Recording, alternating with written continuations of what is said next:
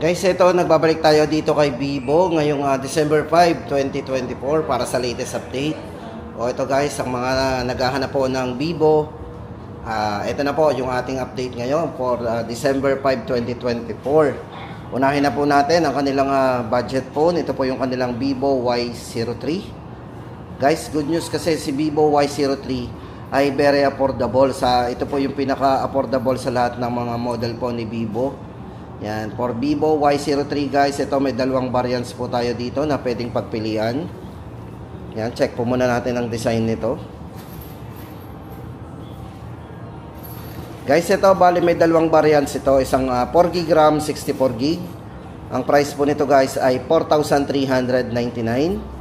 Then kung 128 naman pong variant ang ating gusto ay 4,999. So guys, nag-add lang tayo ng 600 pesos. Ito guys, bigyan ko kayo ng mga specs and parameters po niyan para may idea po tayo kay Vivo Y03. Guys, ito budget phone to, pero syempre guys, ito ay meron na rin tong ultra game mode na naka multi-turbo 5.5. Yan, sa mga gamer na naghahanap ng budget lang. Pagdating po sa kanya, ito meron din po siyang Hyper Engine gaming technology. O, di ba? Kaya nga po, budget na pang gaming. Tapos ito, pagdating sa refresh rate po ng screen, ang smoothness po nito is naka 90Hz po yung refresh rate. Yan, para po sa kanyang high brightness, low blue light screen. Tapos guys, ang volume up nito guys is hanggang 150 up. So 150% volume up, audio booster, at IP54 na rin para po sa dust and water resistant din. O, diba? Safe yan sa mga splash ng tubig. Then, meron siyang 5,000 mAh battery, pang all-day battery natin. And 15 watts fast charging na din. Ayan. So, mga mahilig mag-camera guys, ito ay meron na ring multi-style portrait. Yan. Night filter.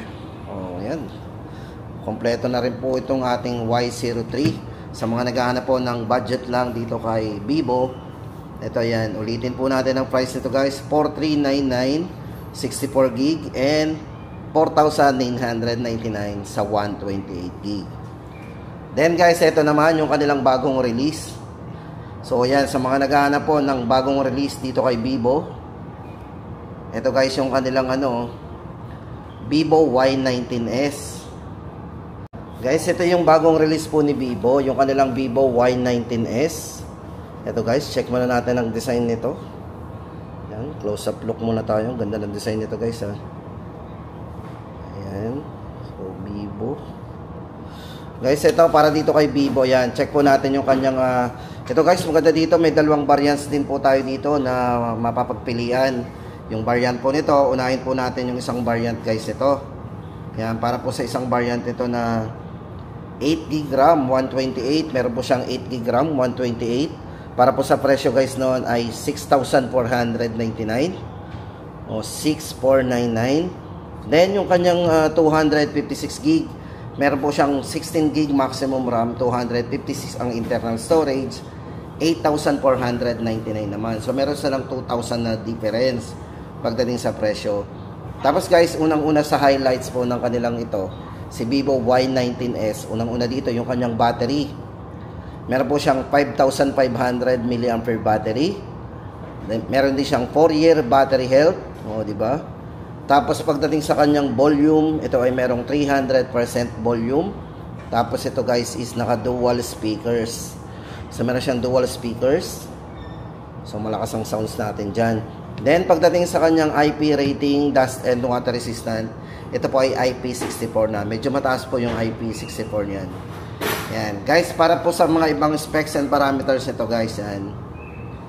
Check po natin. Yan. Bali guys, ito kung sa durability guys, maganda dito, matibay po yung kanilang Y19s kasi ito po ay naka SGS yan na 5-star drop resistant dead and military grade certification.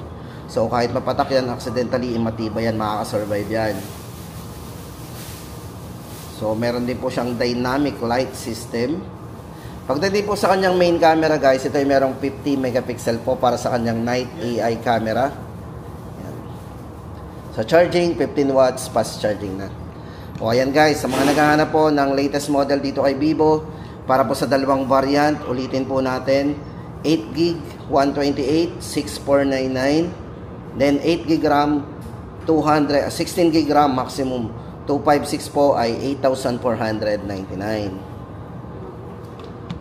Tapos guys, ito na, lipat tayo sa kanilang ano, ito guys, mid-range, sa mid-range naman tayo. Para sa kanilang mid-range na, ito po yung kanilang B40 Lite. Then guys, next natin ipapakita sa inyo yung kanilang Vivo B40 Lite 5G, yan.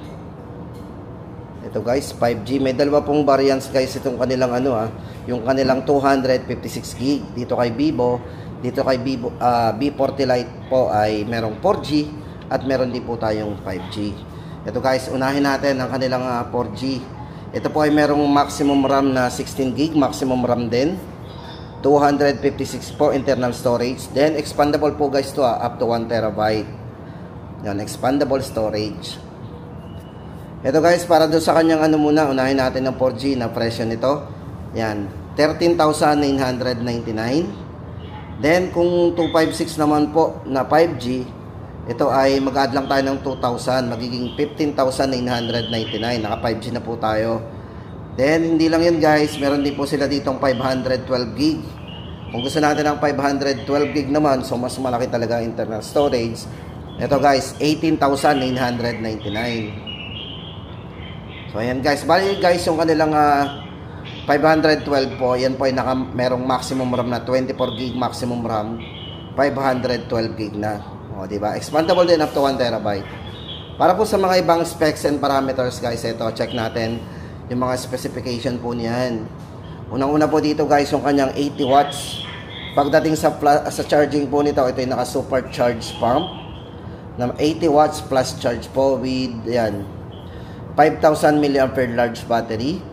So meron din po itong 4 years of battery health. Pagdating po sa refresh rate ng screen to, very smooth kasi ito yung naka 120Hz po. Yung kanyang Ultra Vision AMOLED dots display. So, meron siyang dot display.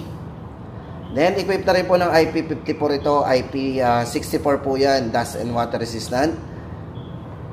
Ayan. Tapos guys, ito, pagdating sa brightness po nito, napakaliwanag po niyan. Meron po siyang 1,800 nits. Yung peak brightness po niya kapag sinagad po natin. Then, pagdating sa kanyang main camera guys, meron siyang 50 megapixel. Naka AI Aura Light Portrait camera. So, napakalinaw din po ng camera nito. Yan, may portrait camera po yan sa front. Then, meron din po sa back. Yan, sa back po natin. Then, guys, check natin yung video nito. Yan. Meron din po siyang stable frame rate. So, meron siyang 60 FPS. Yan, smooth video. So, naka 720, 60 frame po yan pagdating sa video. Kung gusto natin ng smooth video. O, diba? Yan. Guys, ang update po natin sa presyo ng kanilang B40 Lite. Meron po tayong 4G, 13,999. Ang 5G po ng 256 ay 15,999. Then sa 512GB naman, 18,999. Yan, 5G po yan, yung 512. Then guys, ito naman ang kanilang B40. Yan, B40 5G guys. Ito, yan. Guys, ito may dalawa din tayong variants dito. Ang isa po dito ay 256GB and 512GB naman yung isa. O yan guys, para po sa kanyang RAM, ito ay merong maximum RAM na 24GB maximum RAM. At yung isa po naman ay 24GB. So parehas po sila guys na maximum na 24GB maximum RAM. So difference po ng dalawa, bukod dun sa ay yung kanyang internal. So 256 and 512 po yan. Ito guys, para po sa kanyang specs and parameters, kung more on camera tayo guys, hindi ko lang may pakita guys sa inyo yung camera dito kasi dami phone yung hawak natin. Ito guys, bigyan ko na lang kayo ng idea doon sa camera nito.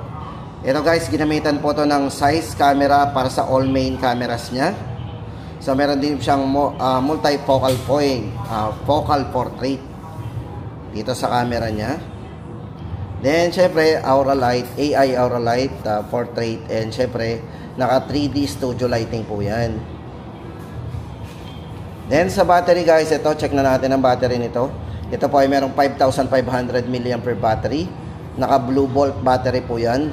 Blue Bolt battery. Then, plus 80 watts. Pagdating po sa kanyang fast charge. Yan. Then, equipped na rin po ito ng IP68 and IP69. Guys, napakataas po ng rating nito ha.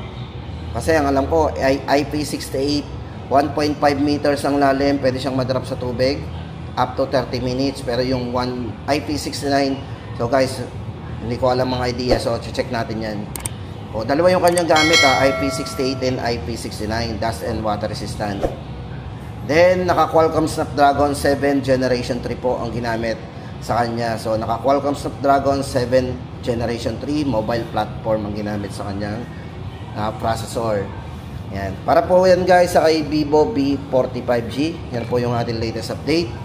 Sa kanya pong 256, 26,999 and 29,999 naman sa kanyang 512GB. Tapos guys, ito na, punta na tayo dun sa kanilang iba pang model. Ito guys, baka may naghahanap po sa inyo ng B30 Pro 5G. Ayan. Guys, ito yung kanilang Vivo B30 5G guys. Ito, naka-curve din yan.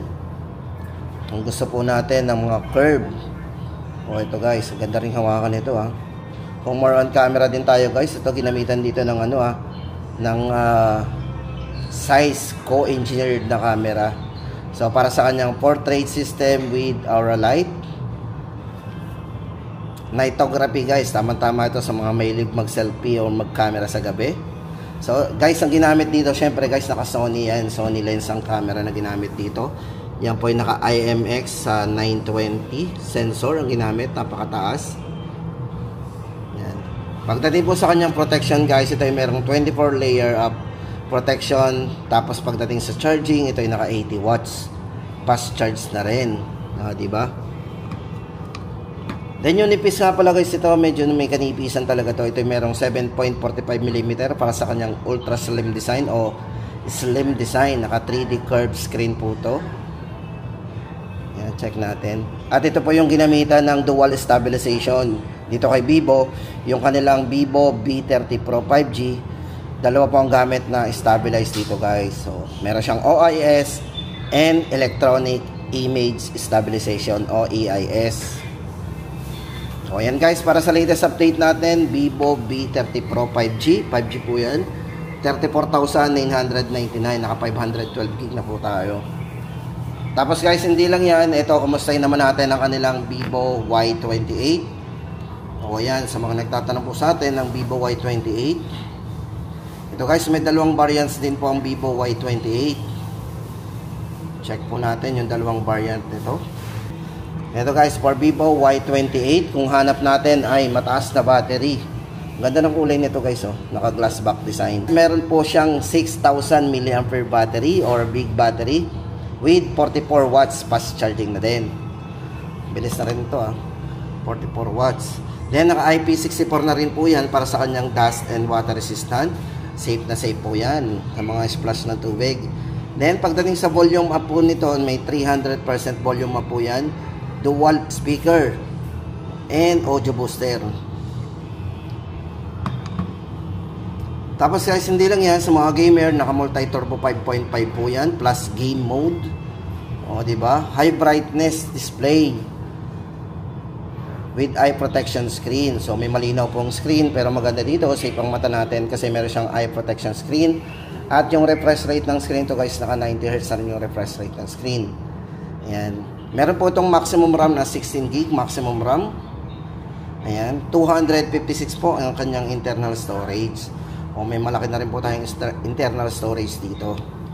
Ayan. Vivo Y28. Guys, ito para sa kanyang 128 po na variant.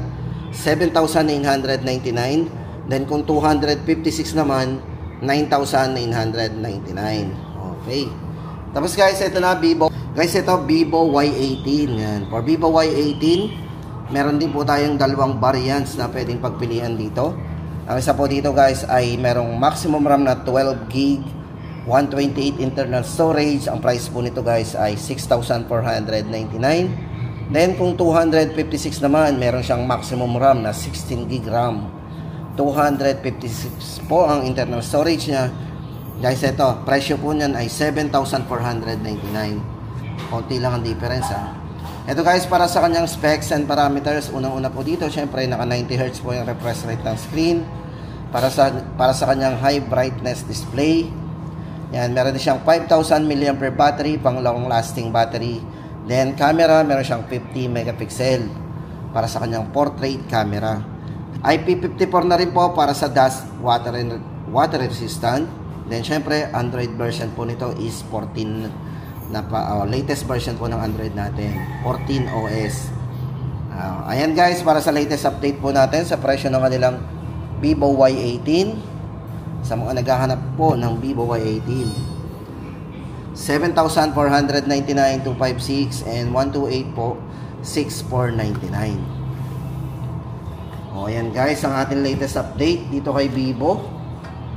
Sa mga naghahanap po ng budget ng mga mid-range po nila, ayan. At syempre yung kanilang mga top of the line, di ba? Vivo V40.